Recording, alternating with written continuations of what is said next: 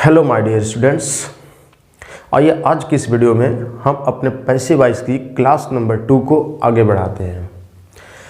आपको जैसा पता होगा कि क्लास नंबर 1 में हमने कुछ इसके इंट्रोडक्शंस के बारे में सीखा कि आखिरकार वॉइस होता क्या है और वॉइस कितने प्रकार के होते हैं। तो आपको पता होगा कि वॉइस 2 प्रकार के होते हैं, कौन कौन? Active voice and passive voice. और हमने डेफिनेशन भी जाना कि आखिरकार एक्टिव वॉइस क्या है, पैसिव वॉइस क्या है, वॉइस क्या है। समझ पाए?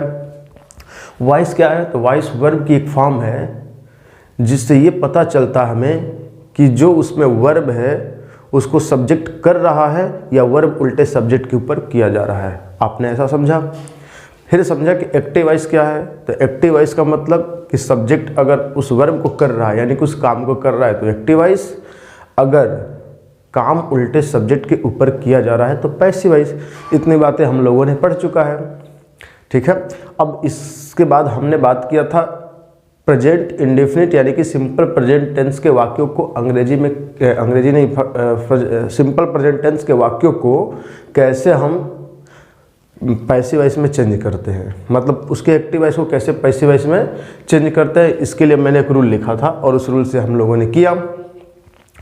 तो उसमें मैंने सीखा ही प्लेज क्रिकेट। जैसे मैं एग्जांपल आपके सामने लिख रहा हूँ, ही प्लेज क्रिकेट। इसका मतलब क्या हुआ कि वह क्रिकेट खेलता है, यही हुआ ना।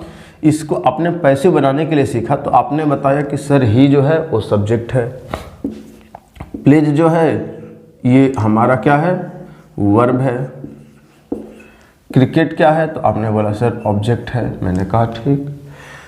फिर आपने सब्जेक्ट को सब्जेक्ट बनाया यानी कि यहाँ आपने ऐसा लिखा क्रिकेट, फिर इसके हिसाब से आपने यहाँ पे वर्ब चूज किया इज, एम, आर जो भी लगने लायक हो। ये क्रिकेट इज, फिर थर्ड फॉर्म में आपने लिखा इसको प्लेड, फिर यहाँ पे आपने बाई लगाया और बाई के बाद क्या लिखा, हिम, जो सब्जेक्ट है उसका objective case. Cricket is played by him. तो यहाँ पे आपने देखा कि एक वर्ड में सब्जेक्ट, एक वर्ड में वर्ब और यहाँ पे एक वर्ड में है हमारा ऑब्जेक्ट। तो ऑब्जेक्ट जो हमारा है एक वर्ड का हो सकता है, ऑब्जेक्ट हमारा 2 वर्ड का भी हो सकता है, 3 वर्ड का भी हो सकता है और 4 वर्ड का, कितना ही बड़ा हो सकता है। तो आइए हम समझते हैं कि ऑब्जेक्ट थोड़ा बड़ा बड़ा रख करके हम देखते हैं कि पैसिव वॉइस कैसे बनाया जाता है। तो यहाँ पे अगर मैं बात कर लूँ तो ही, यहाँ पे आप सेंटेंस में लिखेंगे कि क्या लिखेंगे, he teaches my brother. He teaches means वो पढ़ाता है, किसको? माई ब्रदर मतलब मेरे भाई को पढ़ाता है। तो ही सब्जेक्ट, टीचेज वर्ब, पढ़ाता है, किसको पढ़ाता है आप बताइए खुद। अब माई ये ऑब्जेक्ट है, इसको पढ़ाता है, या ब्रदर इस वर्ब का ऑब्जेक्ट बना, या दोनों मिलकर के ऑब्जेक्ट बने। तो मुझे आशा है कि आप यही बोलेंगे कि सर दोनों मिलकर के ऑब्जेक्ट है, क्योंकि ही टीचर वो टीच करता है, पढ़ाता है, किसे? मेरे भाई को। तो ये जो मेरा भाई है ना, माय ब्रदर, ये हमारा ऑब्जेक्ट का काम कर रहा है। किस चीज़ का? ऑब्जेक्ट का। अब आप मुझे बताएंगे कि यहाँ पे एक वर्ड ऑब्जेक्ट है या एक से ज़्यादा वर्ड मिलकर के ऑब्जेक्ट के काम कर रहे हैं। तो आपने बोला सर एक से ज़्यादा वर्ड मिलकर के ऑब्जेक्ट का काम कर रहे हैं, यानी कि ही टीचेज वो पढ़ाता है, किसको? My brother. इन दोनों को मिला करके हम ऑब्जेक्ट कह रहे हैं ना। अगर ये एक वर्ड होता और ऑब्जेक्ट होता तो ऑब्जेक्ट होना आपको पता है कि वो नाउन का काम होता है, तो उस वर्ड को हम नाउन कहते हैं। लेकिन ये ऑब्जेक्ट है पर एक वर्ड नहीं बल्कि 2 वर्ड है। 2 वर्ड है ना, तो इसे हम ग्रुप ऑफ वर्ड कह सकते हैं। क्या कह सकते हैं? Group of word. तो जब ग्रुप ऑफ वर्ड अगर ऑब्जेक्ट का काम कर रहा है तो उस ग्रुप ऑफ वर्ड को हम क्या कहेंगे? नाउन फ्रेज कहेंगे। अगर एक वर्ड नाउन का काम करता तो नाउन, लेकिन ग्रुप ऑफ वर्ड मिलके नाउन का काम किया तो नाउन फ्रेज। तो इससे हम बोलेंगे नाउन फ्रेज। समझ पा रहे हैं फ्रेज क्यों बोल रहे हैं? फ्रेज जो होता है वर्डों का ग्रुप होता है, तो सबसे पहले चीज़ कि ये वर्डों का ग्रुप है तो फ्रेज हुआ, लेकिन ये नाउन का काम कर रहा है क्योंकि ये ऑब्जेक्ट बन रहा है इस वर्ब का, तो ये नाउन भी हो गया और फ्रेज भी हो गया। ठीक है, तो इसे हम बोलेंगे नाउन फ्रेज। यानी कि एक से ज़्यादा वर्ड मिल करके अगर हमारा किसका काम कर रहे हैं, ऑब्जेक्ट का या सब्जेक्ट का, मतलब जो नाउन है नाउन का काम करते हैं, तो उन्हें हम नाउन नहीं बल्कि उन्हें हम नाउन फ्रेज कहते हैं। अब इस नाउन फ्रेज में जो हमारा माय ब्रदर आपको दिख रहा है ना, ये ऑब्जेक्ट है। अब इसे सब्जेक्ट बनाएंगे, क्या करेंगे, सब्जेक्ट।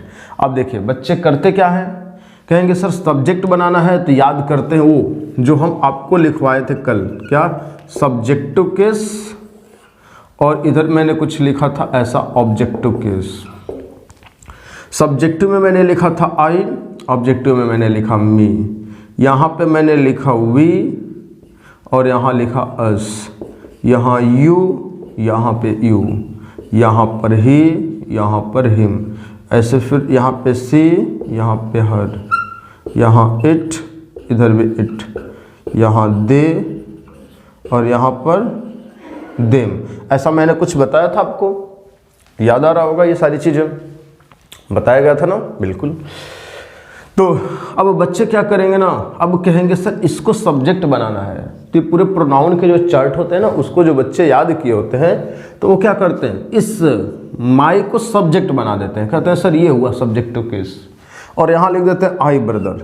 क्या लिख देते हैं, आई ब्रदर, जो कि ये क्या हो जाता है, गलत, ये हो जाता है गलत, क्योंकि आई जो है एक सब्जेक्ट है, ब्रदर एक नाउन है, नाउन भी ऑब्जेक्ट या सब्जेक्ट बनता है, तो ये एक सब्जेक्ट फिर ये एक सब्जेक्ट, दो सब्जेक्ट एक साथ हो गए, बिल्कुल गलत हो गया। तो इसका मतलब क्या सीखा आपने कि जब नाउन फ्रेज हमारा ऑब्जेक्ट बनता है, मतलब नाउन फ्रेज सेंटेंस में जाकर ऑब्जेक्ट बनता है, तो जब इसको हम पैसिव वॉइस बनाते हैं तो उस पूरे फ्रेज को जैसा है वैसा ही उठा करके हम सब्जेक्ट बना देते हैं, उसमें कोई चेंज नहीं करते हैं। तो इसका मतलब यहाँ से माई ब्रदर को ऐसी एज इट इज उठा करके यहाँ पे रखना पड़ेगा, माई ब्रदर आई ब्रदर आपको नहीं करना है। क्या आप समझ रहे हैं ना, तो ऐसे आई ब्रदर नहीं लिखेंगे, माई ब्रदर को हम ऐसे ही उठा करके लिखेंगे। क्यों इसको चेंज नहीं करेंगे, क्योंकि ये फ्रेज बन गया अब हमारा, एक वर्ड तो है नहीं, एक वर्ड होता ऐसे मी तो आई बनाते, लेकिन माई ब्रदर लिखा है तो आप नहीं बनाएंगे, तो माई ब्रदर को उठा करके ऐसे ही पहले करेंगे तो होगा कि माई ब्रदर, और जब ये माई ब्रदर हमारा सब्जेक्ट बना तो इसके हिसाब से अभी जेमार लगाएंगे, तो माई ब्रदर इज हो जाएगा। फिर टॉट के बाद आप क्या लिखेंगे, टॉट के बाद लिखेंगे बाई, और बाई के बाद जो यहाँ सब्जेक्ट है उसका ऑब्जेक्टिव केस, तो सब्जेक्ट क्या है, ही, तो ही का ऑब्जेक्टिव केस यहाँ लिख देंगे हिम, तो my brother is taught by him. बताइए क्या इसमें आपको कोई समस्या है, बिल्कुल नहीं होनी चाहिए, कोई समस्या हो तो बताइए, है नहीं ना, बिल्कुल नहीं होनी चाहिए। तो my brother is taught by him, आप ऐसा बनाएंगे, यानी कि ये आपको ज़रूरी तो है लर्न करना, पर देखेंगे ना कि इसको हमेशा नहीं चेंज करना है, इस माई को नहीं कर देंगे आई ब्रदर, बिल्कुल रॉन्ग हो जाएगा। क्यों, क्योंकि एक वर्ड मिल करके हमारा अगर बनता ऑब्जेक्ट, उसे सब्जेक्ट बनाने में ऐसा कुछ करते, ऐसा ये क्या है, हमारा ग्रुप ऑफ वर्ड है जो एक फ्रेज बना। तो जब दो या दो से अधिक वर्ड ऐसे ही ऑब्जेक्ट जैसे हैं वैसे उठाकर सब्जेक्ट, और जैसे सब्जेक्ट है वैसे उठाकर ऑब्जेक्ट बनाते हैं, उनमें कोई चेंज नहीं होता। क्या ये आप बातें समझ गए? समझ गए तो आइए हम आगे की तरफ बढ़ते हैं और देखते हैं हमारा अगला, एक और एग्जांपल समझ लेते हैं, इन पे इन्हें हम इरेज करते हैं, ठीक है। हाँ, तो आपने एक चीज़ और सीखा कि ऑब्जेक्ट एक वर्ड का हो सकता है और ऑब्जेक्ट दो वर्ड का हो सकता है। आइए एक बात कर लेते हैं, ऑब्जेक्ट तीन वर्ड का भी हो सकता है, चार वर्ड, कितना हो सकता है?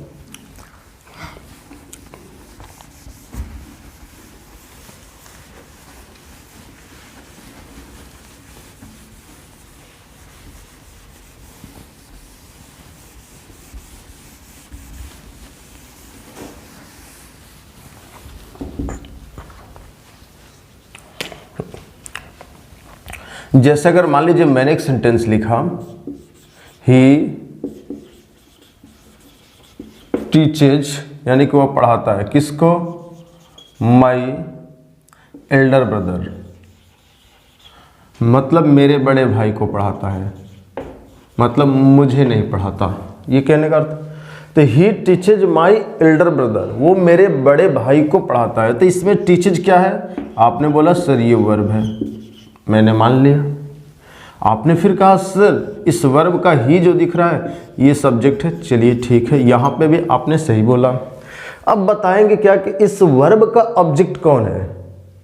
क्या बताएंगे? ये माई है, एल्डर है या ब्रदर है? कौन है?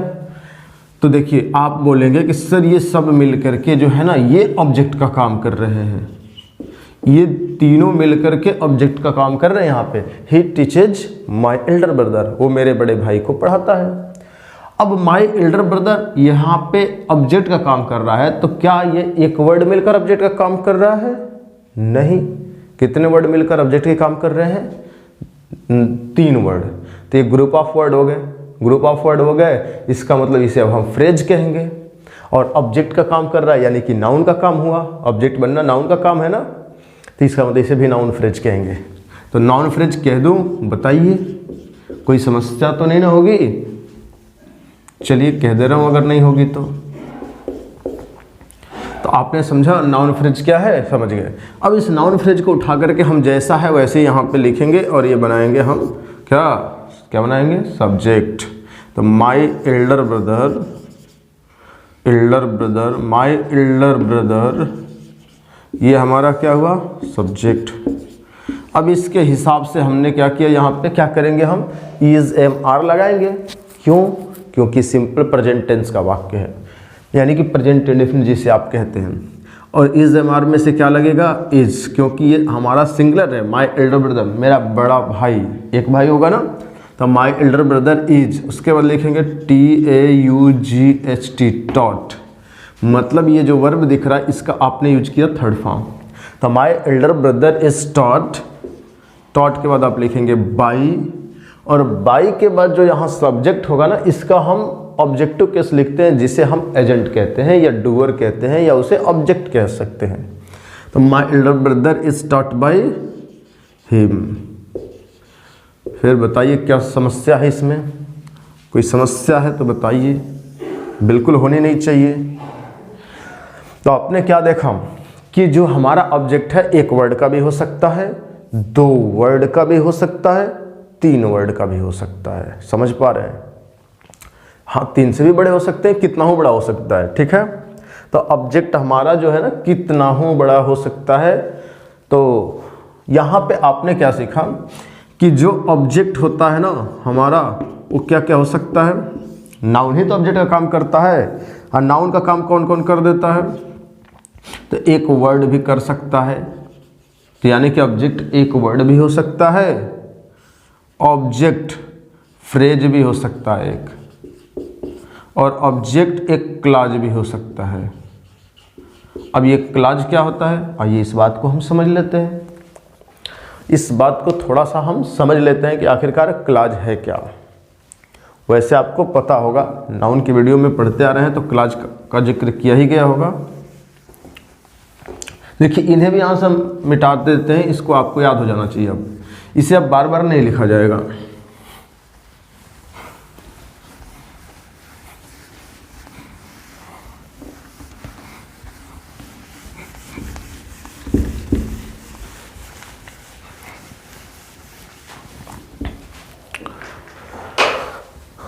आइए देखते हैं हम क्या देखने वाले हैं। क्लॉज। देखिए क्लॉज का मतलब होता है ना कि इस सेंटेंस का एक पार्ट होना चाहिए, इसके अंदर एक सब्जेक्ट और एक वर्ब होना चाहिए। जैसे मैं यहाँ पे लिखूंगा आपको, if you come to my home I will teach you English। ऐसा मान लीजिए मैंने लिखा एक सेंटेंस, ऐसा मैंने क्या किया, एक सेंटेंस लिखा,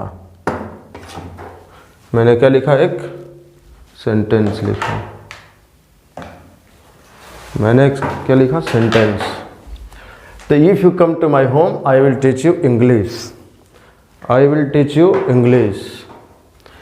तो इसका मतलब क्या आपने समझा कि ये कितने सेंटेंस है, आपने बोला 2, कितने बोले आप, 2 नहीं बोल सकते, पता है क्यों, आइए देखते हैं। If you come to my home, ये कितने सेंटेंस हैं, यहां पर आपको एक सेंटेंस नजर आ रहा होगा पर ये एक सेंटेंस नहीं है।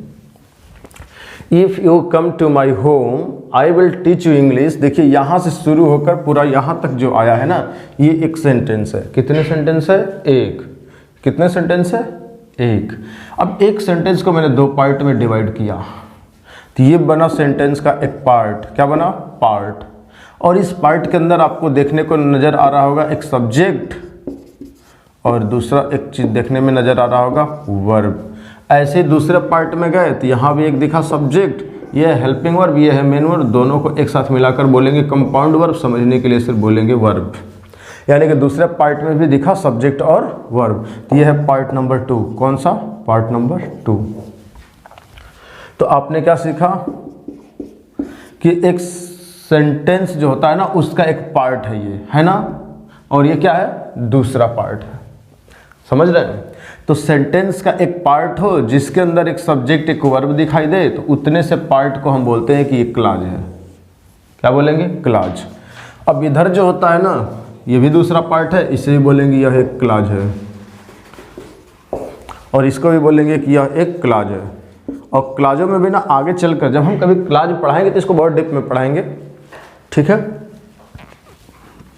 अभी पैसिव वॉइस में जितनी ज़रूरत है सिर्फ उतनी की बात करना चाह रहा हूँ। तो देखिए ध्यान से सुनेंगे। अब ये जो क्लाज भी होते हैं 2 तरह के, सब ऑर्डिनेट क्लाज और प्रिंसिपल क्लाज, और भी नामों से जानते हैं इनको। अब जो हमारे सब ऑर्डिनेट क्लाज होते हैं वो 3 प्रकार के होते हैं, noun clause, adjective clause, adverb clause. अब जो नाउन क्लाज होता है तो नाउन का काम करेगा ही, मतलब सब्जेक्ट या ऑब्जेक्ट बनेगा ही। तो आइए ना हम डायरेक्ट नाउन क्लाज की बात कर लेते हैं, ठीक है, क्योंकि इसको ना अगर मैं डिप में बताता रह जाऊंगा तो इसी में हमारा बहुत लंबा समय लग जाएगा। लंबा का मतलब कि आज की वीडियो में हो ही नहीं पाएगा, ये कम से कम कई वीडियो लगेंगे इसमें। तो इसलिए मैं इसको इरेज कर रहा हूँ। बस इतना जानिए कि सेंटेंस का एक पार्ट हो जिस पार्ट में एक सब्जेक्ट एक वर्ब हो, उसे क्लाज कहेंगे। ये भी एक पार्ट है, इसमें एक सब्जेक्ट एक वर्ब है, इसे भी हम क्लाज कहेंगे। बस इतनी सी आप समझ सकते हैं यहाँ पे।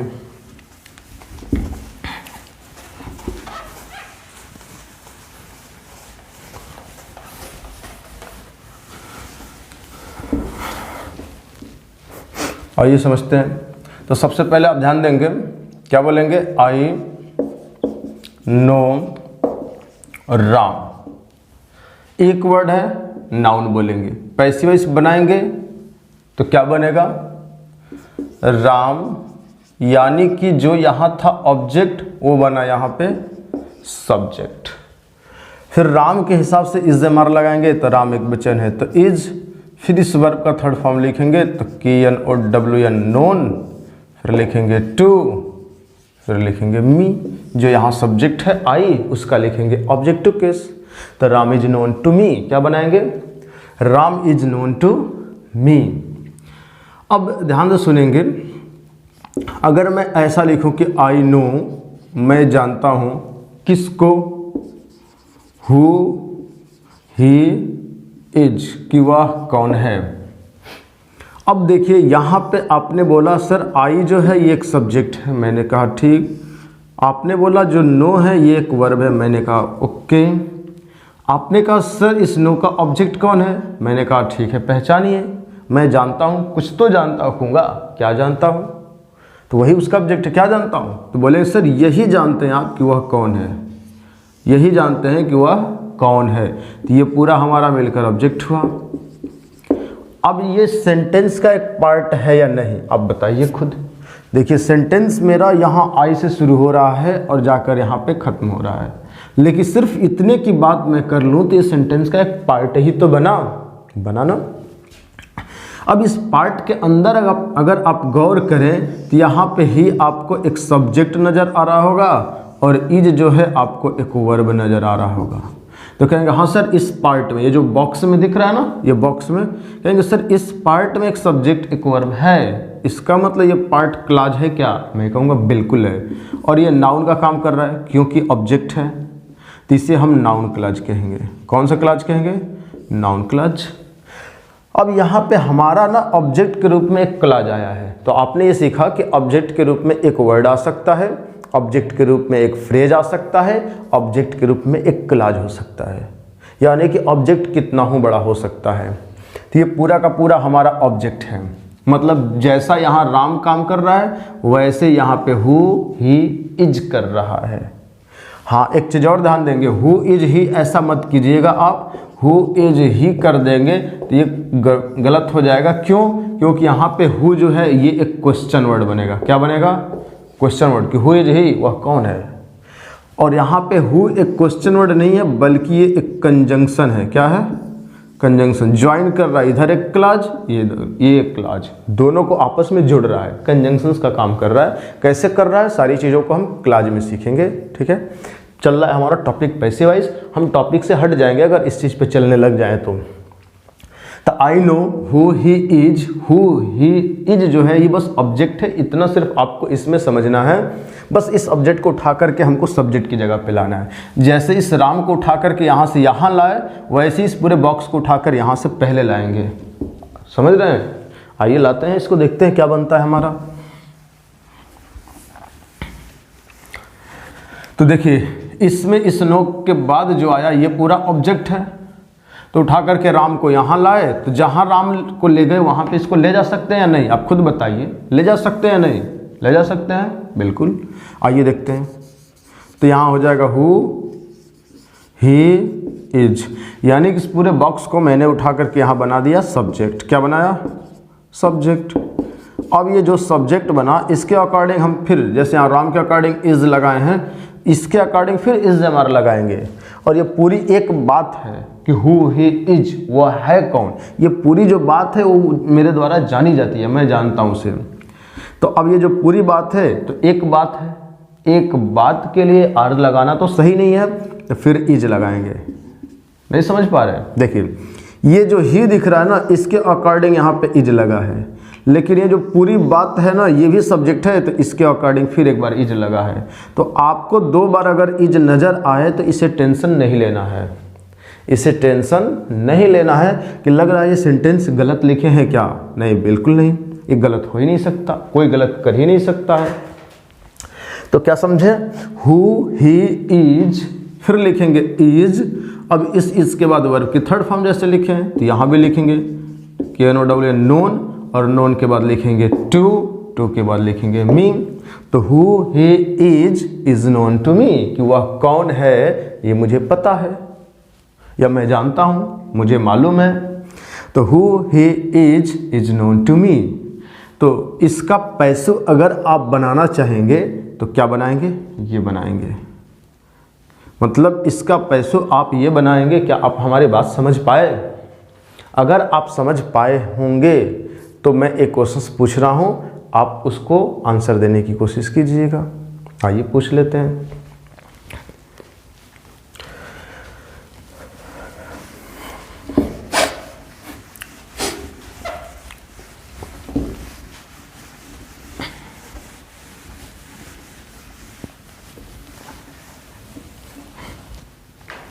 आइए पूछ लेते हैं आंसर। यहाँ पे अगर मैं बोलूँ कि आई नो, क्या बोलूँ? I know who you are, I know who you are,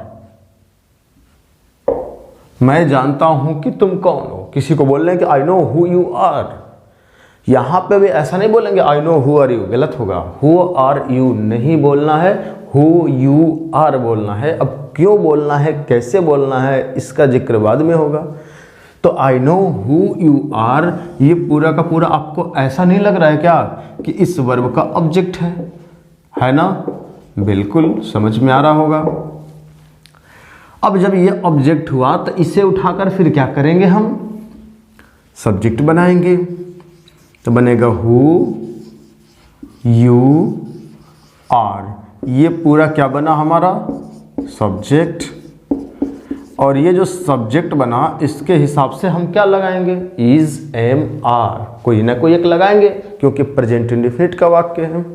passive voice में इज एम आर लगाते हैं। ये पूरा हमारा सब्जेक्ट है, ये पूरी एक बात है, एक बात के लिए आर लगाना तो उचित नहीं है, तो इज ही लगेगा यहाँ पे। आप ऐसा नहीं सोचेंगे कि वहाँ पे सर आपने दो बार इज और इज लिखा था तो यहाँ आर आया तो 2 बार आर लिख देंगे। ये बिल्कुल नहीं हो सकता, ये गलत है। ये पूरी एक बात है, इसके लिए तो इज ही लगेगा। और यू है, यू के अकॉर्डिंग ये आर लगा है, तो who you are is known to me, is known to me. इस तरह से बनाएंगे। क्या आप ऐसे ही बनाए हैं? अगर आप ऐसा बनाए बिल्कुल सही बनाए हैं। तो आइए एक और छोटे से सेंटेंस को हम मतलब पैसिव वॉइस में समझ लेते हैं। I know where she lives, मैं जानता हूं कि वह कहाँ रहती है। I know where she lives. अब बताएंगे ये नो क्या है। आपने बोला सर ये वर्ब है, मैंने कहा ओके। आपने कहा सर आई जो है ये सब्जेक्ट है, मैंने कहा ओके ठीक है। फिर मैं पूछूंगा ऑब्जेक्ट कौन है। आप थोड़ा सा दिमाग लगाए, क्या किए, थोड़ा सा दिमाग लगाए, और आपने बोला सर ये पूरी बात जो लिखी गई है यही मुझे ऐसा लग रहा है कि ऑब्जेक्ट है। तो आपने बिल्कुल सही बोला। क्यों? आई नो मैं क्या जानता हूँ, आई नो मैं जानता हूँ क्या। आप बोलेंगे कि वह कहाँ रहती है, इस बात को जानता हूँ, वेयर से लिव्स। यानी कि जो नाउन क्लॉज होते हैं व्हाट का रिप्लाई होते हैं। व्हाट मीन्स क्या, आई नो मैं जानता हूँ, व्हाट क्या जानता हूँ, यही कि वह कहाँ रहती है। तो पूरा हमारा नाउन क्लॉज हो गया। क्या हो गया? Noun clause. अब ये नाउन क्लॉज हुआ तो इसको उठा करके हम बनाएंगे सब्जेक्ट। तो सब्जेक्ट बनाएंगे तो क्या बनेगा, वेयर सी लिव्स। ये हमारा पूरा बना सब्जेक्ट। इसके अकॉर्डिंग फिर इज एम आर करेंगे क्योंकि प्रेजेंट इंडेफिनिट का है। सब्जेक्ट के हिसाब से पैसिव वॉइस में इज एम आर लगाते हैं। ये पूरा मिलकर के हमारा सब्जेक्ट का काम कर रहा है। अब इसके हिसाब से तो इज ही आना चाहिए ना। तो I know where she lives is known to me. बताइए कोई दिक्कत? बिल्कुल नहीं होनी चाहिए, सब इजी है, बहुत आसान है। तो आपने क्या सीखा कि जो ऑब्जेक्ट है एक वर्ड का हो सकता है, 2 वर्ड 3 वर्ड के भी हो सकते हैं। मतलब ऑब्जेक्ट के जगह पे एक वर्ड हो सकता है, ऑब्जेक्ट की जगह पे एक फ्रेज हो सकता है, ऑब्जेक्ट की जगह पर एक क्लॉज हो सकता है। पर हमें कंफ्यूज होने की ज़रूरत नहीं है। कुछ भी आए उसे उठाकर सब्जेक्ट बनाना है।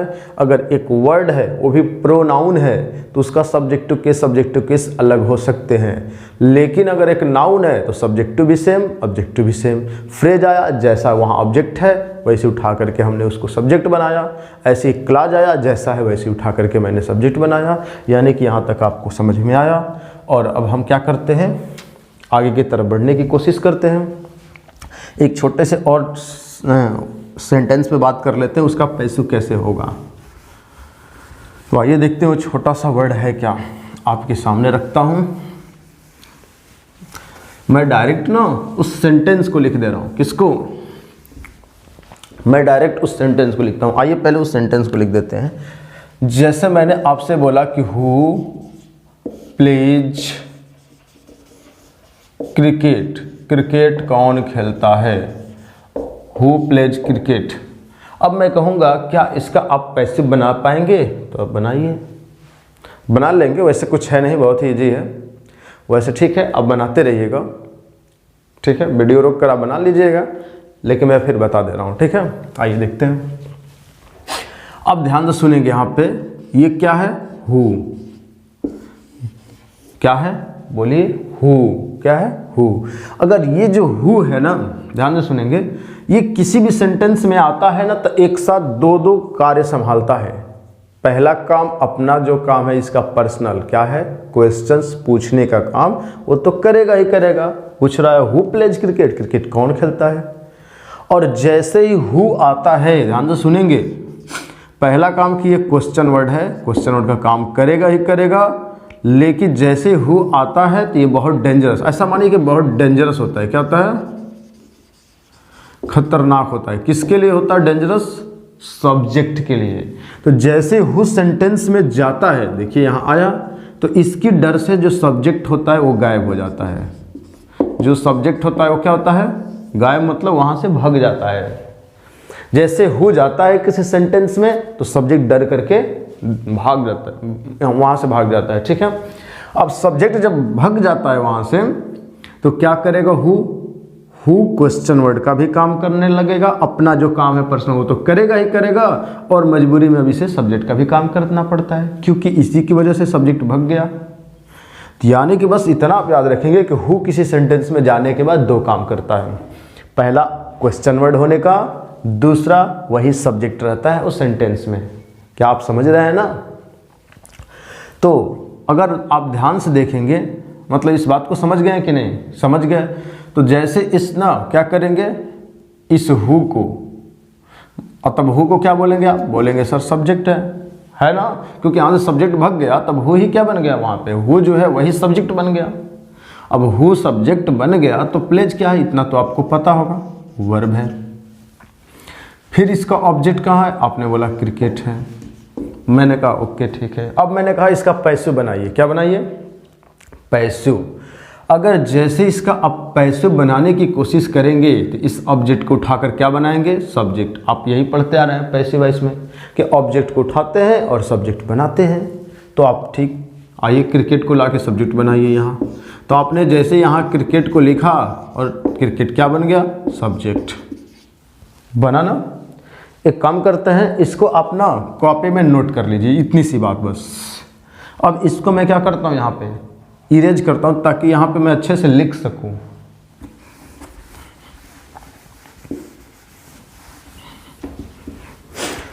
तो देखिए ये सब्जेक्ट बना। अब इसके हिसाब से इज एम कुछ लगाना पड़ेगा। प्रेजेंट इंडेफिनिट है तो इज लगाएंगे, क्रिकेट इज। थर्ड फॉर्म लिखेंगे प्लेड, फिर बाई लगाएंगे, और बाई के बाद जो सब्जेक्ट होता है उसका ऑब्जेक्टिव केस लिखते हैं। जैसे आप यहाँ पढ़ते आ रहे हैं कि सब्जेक्ट ऑब्जेक्ट, आई मी, आप पढ़ रहे हैं ना, यहाँ पे वी अस, यू, ऐसा पढ़ते आ रहे हैं। तो ऐसे मान लीजिए अगर हु आया, इधर क्या आया? हु, तो इसका ऑब्जेक्टिव केस क्या होता है पता होगा आपको? तो इसका जो ऑब्जेक्टिव केस होता है वो होता है हुम। क्या होता है? हुम। तो क्रिकेट इज प्लेड बाई, अब यहाँ हु का ऑब्जेक्टिव लिखेंगे ना तो क्या बनेगा? हुम, और लास्ट में क्वेश्चन मार्क्स लगाएंगे क्योंकि लगा था। हाँ, आप सोच रहे होंगे ऐसा ही बनेगा, लेकिन ध्यान सुनेंगे, अगर आपने ऐसा बनाया, आपने अगर इसका पैसिव ऐसा बनाया तो आपने 100% गलत किया। क्या किया? 100% गलत किए कि क्रिकेट इज प्लेड बाई हुम। अब कहेंगे सर गलत कैसे हुआ? ये इस चीज़ को समझते हैं गलत कैसे हुआ। अब देखिए बाई है प्रीपोजिशन, इसके बाद जो आता है उसका ऑब्जेक्ट, ये दोनों मिलकर बने हमारे प्रीपोजिशनल फ्रेज, पर उसकी जरूरत है नहीं। बस ये मानिए कि दोनों मिलकर के बने क्वेश्चन वर्ड। क्या बने? बाय हुम, किसके द्वारा। प्रश्न नहीं पूछ रहा है, प्रश्न भी पूछने का काम करता है। तो cricket is played by whom, cricket खेला जाता है किसके द्वारा? किसके द्वारा प्रश्न कर रहा है ना, मतलब प्रश्न हो रहा है, तो किसके द्वारा हो गया? Question word by whom.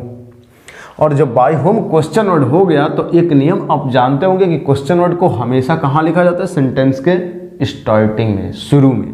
तो उसको पहले लाना पड़ेगा, तब जा करके आपके सेंटेंस सही होंगे। तो लिखेंगे बाय होम। अब ये क्वेश्चन वर्ड जो दिख रहा है आपको कहाँ आ गया? पहले। जब क्वेश्चन वर्ड पहले आया तो क्वेश्चन वर्ड के बाद हम क्या लिखते हैं आपको पता होगा? हेल्पिंग वर्ब लिखते हैं, उसके बाद सब्जेक्ट लिखते हैं। तो अब बताएंगे कि इस सेंटेंस में, इसमें हेल्पिंग वर्ब है कौन? इज है, तो इज को लिखिए यहाँ पे। अब ये इज के बाद सब्जेक्ट यहाँ पे क्रिकेट है ना सब्जेक्ट, तो क्रिकेट लिखेंगे। तो बाय होम इज क्रिकेट, उसके बाद थर्ड फॉर्म लिख देंगे जो बचा है, प्लेड के बाद फिर क्वेश्चन मार्क्स लगाएंगे और हमारा सेंटेंस सही हो जाएगा। तब by whom is cricket played ऐसे बनाएंगे। Who plays cricket, by whom is cricket played ऐसे बनाएंगे। तो आप समझ गए ये वाला गलत क्यों हुआ। आइए एक चीज़ और समझ लेते हैं, इसको बनाने का एक और तरीका हो सकता है। यहाँ से अगर आप चाहें तो इस बाई को हटा करके आप लास्ट में भेज सकते हैं। बस इतना ही करना पड़ेगा कि बाई है एक प्रीपोजिशन, जैसे प्रीपोजिशन हटा तो ये अब ऑब्जेक्टिव केस नहीं रह गया, अब वो बनेगा सब्जेक्टिव केस, यानी कि हु करना पड़ेगा। यानी कि आप इतना सिर्फ समझ लीजिए कि बाई को जैसे उठा करके हम सेंटेंस के लास्ट में भेजेंगे तो यहाँ पे जो हुम दिख रहा है ये हु बन जाएगा। तो आइए बना देते हैं इसको भी।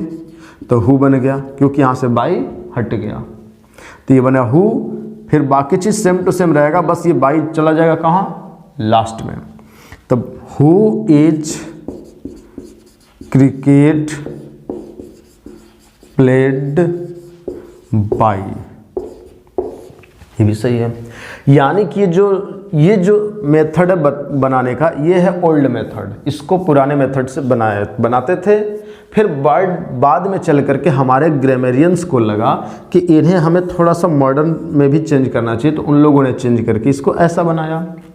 पर वो लोग ये नहीं कहे कि ये गलत है, वो कहे कि ऐसा बन रहा है और ऐसा भी हो सकता है।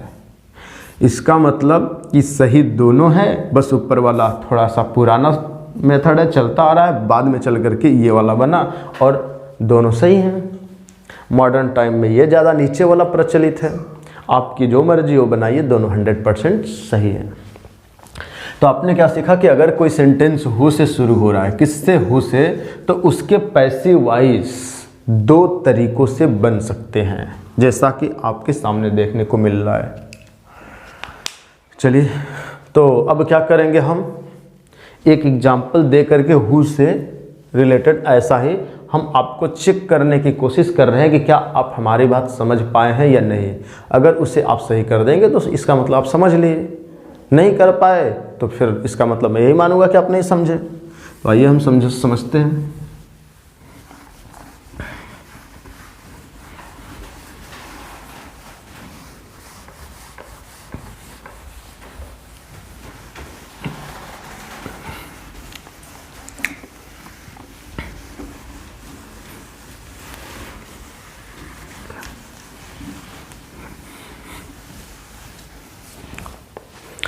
चलिए आइए देख लेते हैं।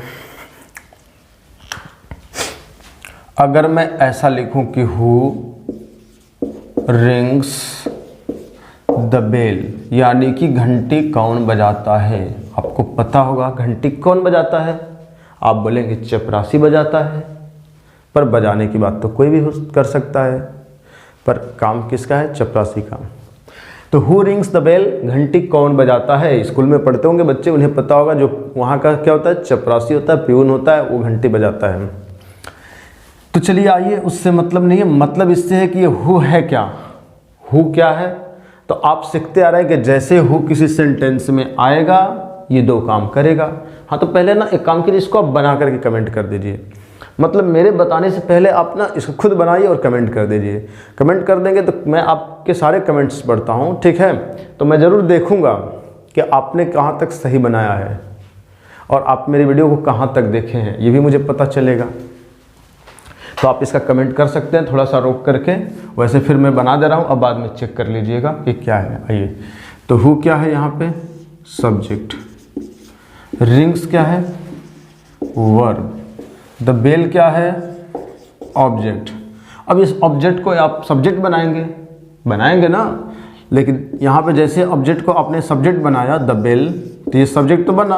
अब इसके हिसाब से इज एम आर लगाएंगे तो द बेल इज लिखेंगे, एक वचन है तो। फिर थर्ड फॉर्म लिखेंगे रिंग रैंग रंग, RUNG, द बेल इज रंग। फिर बाई, और बाई के बाद जो सब्जेक्ट होगा उसका ऑब्जेक्टिव केस, और आप बताएंगे हु का ऑब्जेक्टिव केस क्या होता है। अभी आपके सामने लिखा गया था ना। हाँ तो बोलिए क्या होगा, क्या होगा, हुम होगा, क्या होगा, हुम, और लास्ट में क्वेश्चन मार्क्स। तो द बेल इज रंग बाय हुम। और आपको क्या लग रहा है कि सही हो गया, नहीं। अब कहेंगे सर आप इसको गलत बता रहे हैं, फिर भी इतना मन से क्यों बता रहे हैं, ताकि आप समझ पाएँ। आपको ऐसा नहीं लग रहा है किसी मेथड से आप अच्छे से समझ लेंगे, वैसे मैं डायरेक्ट एक ही बार में इसको बना सकता हूँ, लेकिन आप नहीं समझ पाएंगे ना। इसलिए अब यहाँ पे आपको समझ में आया कि जैसे बनता था सेंटेंस वैसे ही बना, और बाय हुम यहाँ पे क्वेश्चन वर्ड का काम किया, जिसकी वजह से क्वेश्चन वर्ड को हम शुरू में लिखते हैं। अब शुरू में आप कर देंगे, समझ में आ जाएगा आसानी से। तो यहाँ पे करेंगे बाय हुम। अब बाय हुम यहाँ क्या हुआ हमारा क्वेश्चन वर्ड। क्वेश्चन वर्ड के बाद आप लिखते क्या हैं, हेल्पिंग वर्ब। हेल्पिंग वर्ब को पहले कर दीजिए, बाय हुम इज, फिर लिखेंगे सब्जेक्ट। यहाँ पे सब्जेक्ट कौन है इस सेंटेंस में, द बेल है, तो by whom is the bell. देखिए इसे आप हमेशा सब्जेक्ट ही बोलेंगे, ऑब्जेक्ट बिल्कुल नहीं बोल सकते। जब तक आप इसे ऑब्जेक्ट बोलेंगे इसका मतलब पैसिव वॉइस आपको अच्छे से नहीं आ सकता। तो by whom is the bell रंग। और दूसरा मेथड भी इसका है ना, क्या है बताइए, हाँ बोलिए। तो इस बाई को उठा करके यहाँ से हम चाहें तो लास्ट में भेज देंगे। तो इसको लास्ट में आप कैसे भेजेंगे, उठाकर भेजिए अगले सेंटेंस में। और जैसे लास्ट में भेजेंगे तो आपको पता होगा हुम को हु बनाना पड़ेगा। तो बनेगा हु इज द बेल रंग बाई, रंग बाई। बताइए क्या दिक्कत है, कोई दिक्कत नहीं। आप खुद बताइए क्या आप समझ पाए थे। अगर आप समझ लिए थे तो ठीक है, ठीक है। अब इसको आप समझ लिए हु से रिलेटेड। उसके बाद मैं एक छोटा सा और आपको एग्जाम्पल दे रहा हूँ, मतलब एक सेंटेंस दे रहा हूँ। आप उसे पैसिव वॉइस में चेंज करेंगे। फिर उसके बाद हम आपसे नेक्स्ट वीडियो में मिलेंगे। आपके कमेंट जरूर पढ़ेंगे कि आप कितना सही बनाए और कितना गलत बनाए। तो आइए पहले वो सेंटेंस है क्या, मैं आपके सामने सोच रहा हूँ उसे लिख दूँ। मैं डायरेक्ट सोच रहा हूँ यहीं लिख दूँ, आप इसे ना जरूर बनाइएगा, ध्यान से सुनेंगे। मैं यहाँ पे लिखूंगा व्हाट डू यू इट। अब आप इसे पैसिव वॉइस में चेंज करने की कोशिश कीजिए। अगर आ रहा है तो चेंज करके कमेंट कीजिए, नहीं आ रहा है तब भी कीजिए, ताकि मुझे पता चले कि आप कितना सही और कितना गलत कर रहे हैं, आप में कितनी कमी है, मुझे कितना सुधार करना है। तो आप इसका आंसर जरूर दीजिएगा। इसको हम नेक्स्ट वीडियो में इसका आंसर देंगे। आप हमारे आंसर से अपने आंसर की मैच कर सकते हैं, ताकि पता चल जाए कि आप सही बनाए थे या गलत बनाए थे, और मुझे भी पता चले। ठीक है, तो बस इसका आप आंसर दीजिएगा। अब हम आपसे मिलेंगे नेक्स्ट वीडियो में इसके आंसर के साथ, और इसके आगे वाले चीज़ों की बात करेंगे। तब तक आप इसे देखते रहें। फिर भी कोई डाउट हो तो ज़रूर कमेंट करें।